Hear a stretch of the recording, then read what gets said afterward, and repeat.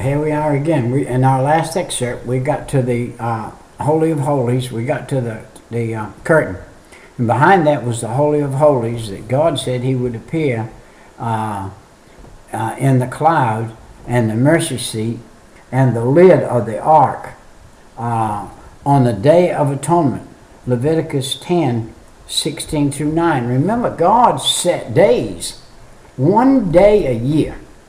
The only time the priest could go back there was this one day, and he better make sure he's there on the right day, because if he's there on the wrong day, he's going to die.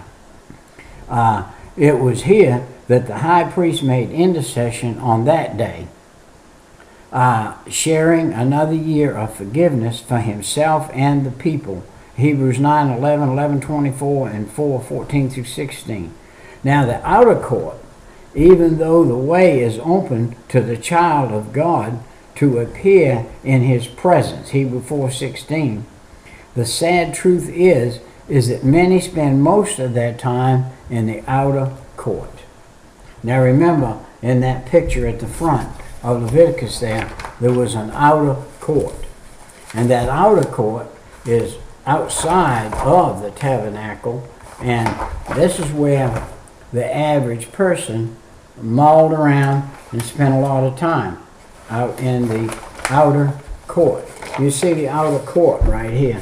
The inner court is the little square place, and the outer court is the big area outside in the outer court.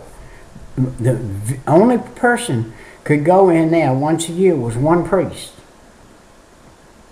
So if you took 300 years of tabernacle worship, only 300 priests ever went in behind that thing. So I don't care how many thousands of priests there is out here, only 300 went in there.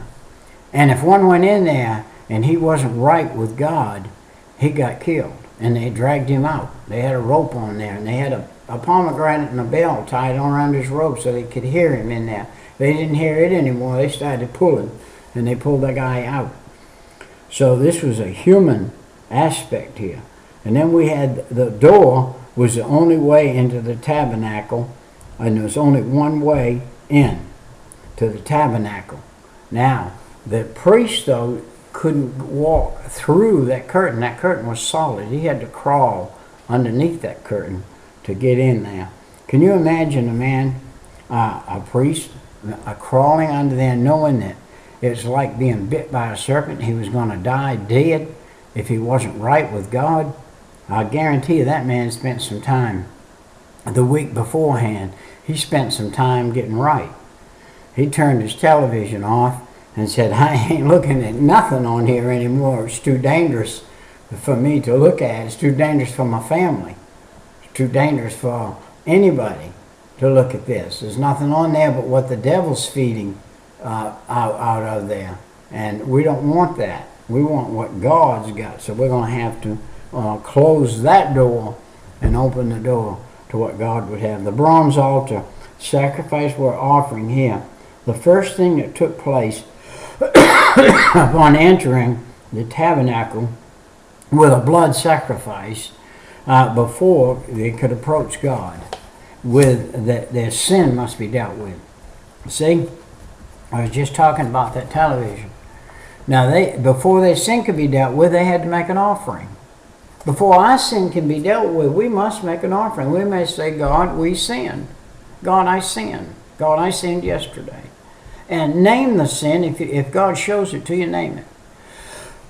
And go and correct it. Apologize for it. Say, hey, excuse me, I was wrong. I was wrong with those numbers. I was wrong with those figures. I believe this is what I believed, and I believe that was wrong. So I'm going to get correct on it. I can tell you I don't know. I just don't know. I don't know. I don't remember. All right.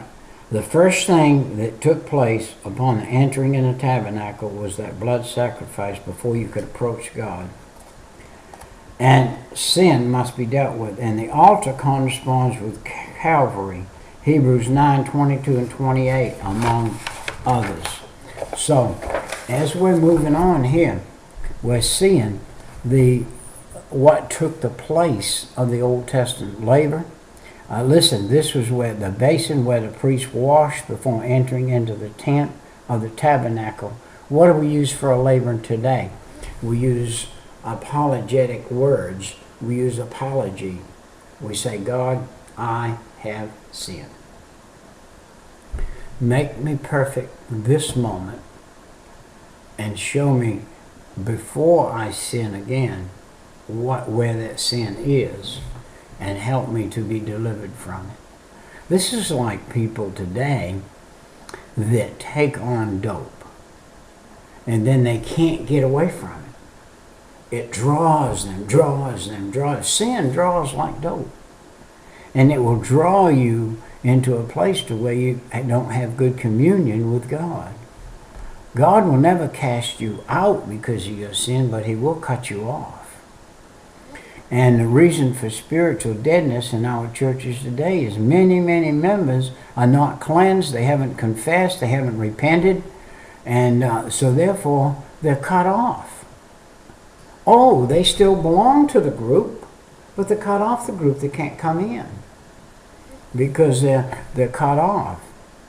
And when I come to the holy place now, the first section of the tent, the tabernacle, was entered through a door or a curtain, and continued there. There was 3 articles of furniture.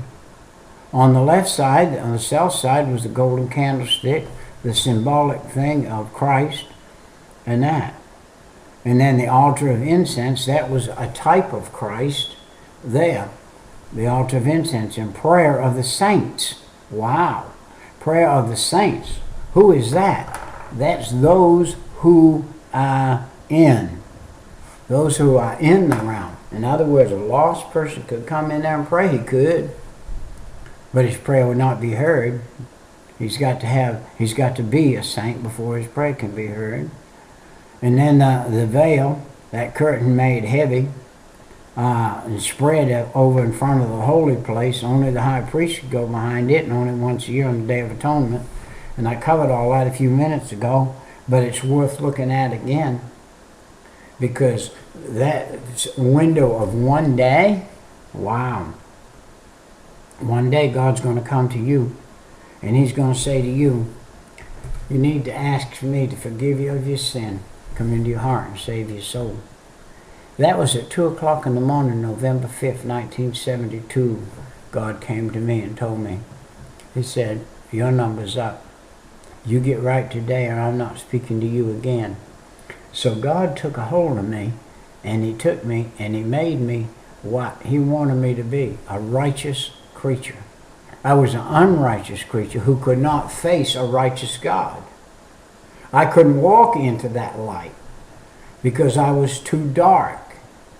And darkness can't overcome light. So I had to be made light in order to be brought before God. And how did I get made light? I looked up to heaven, nobody there but me and God. And I said, Lord, I am a sinner. Forgive me of my sin. Come in my heart and save my soul. And he did. And do you know, before I said that and he did that, my whole desire was to drink another drink. And I drank from day to dark to daylight to dark. And for years I did that.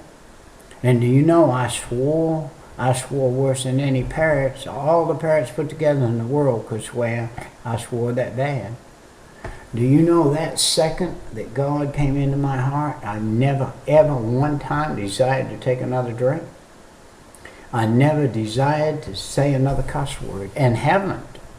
For over 40 years, haven't said another cuss word or took another drink. There were some things I had to get away from slowly. I hung on to that pack of cigarettes. For a whole year, I fought that battle with them cigarettes. And God said to me, you're not going to have the power you need and be smoking. He did give me power. I went down and got baptized the next Sunday, and he gave me power. But I didn't have the power I needed. The power I needed, I had to put down some of the things that were in front of me. Lying, cheating, stealing, smoking, those things.